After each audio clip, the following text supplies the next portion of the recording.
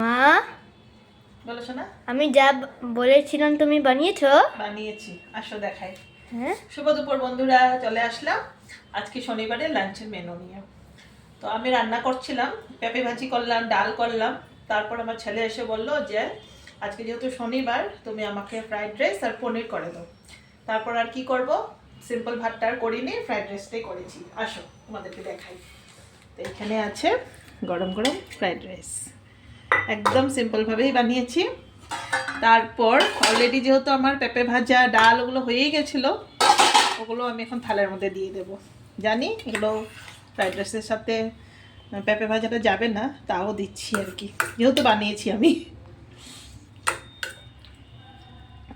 সকাল থেকে বলে নেই, যখন রান্না করছি তখন এসে বলল আজকে আমি এটা খাবো।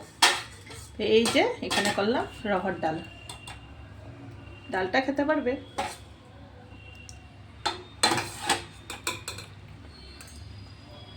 আর ভালো যে ভাতটা তো আমি একদম শেষে করি, তাই করতে পারলাম, ওর ডিমান্ডটা পুরা করতে পারলাম। এই যে কাজু বাটা দিয়ে পনির করলাম। ও আমাকে বলেছে এটা খাবে না বাবা, তুমি এটা বলেছিলে তো।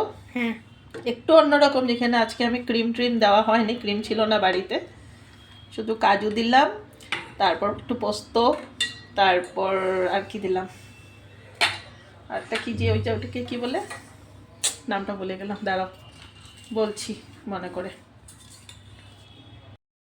মনে পড়লো, মাখানা দিয়েছি, মাখানা সব পেস্ট করে বানিয়েছি। তারপর এই যে নিরামিষ মাছ করলাম। বুঝলে বাবা, নিরামিষ মাছ এটা কি আচ্ছা। জিনিস?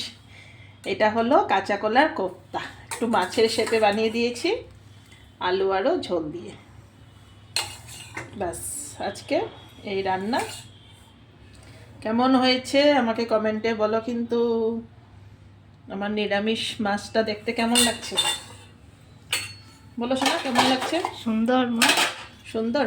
হ্যাঁ। শেষ, এখন একটু স্যালাড দেবো, বাস থালি কমপ্লিট। পাপড় টাপড় ভাজাভাজি করলাম না আজকে, ঠিক আছে। হুম। চলো, আজকে দুপুরে এই আমাদের লাঞ্চের মেনু।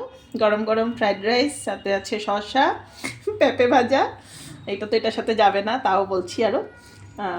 পনির করলাম কাজু দিয়ে, মাখানা দিয়ে। তারপর অড়হর ডাল, কাঁচা কলার কোফতার তরকারি, আলু দিয়ে ঝোল দিয়ে মাখা মাখা করে করলাম। তো এই আজকে দুপুরের থালি আমার। কেমন হয়েছে আমাকে কমেন্টে বলো, হ্যাঁ।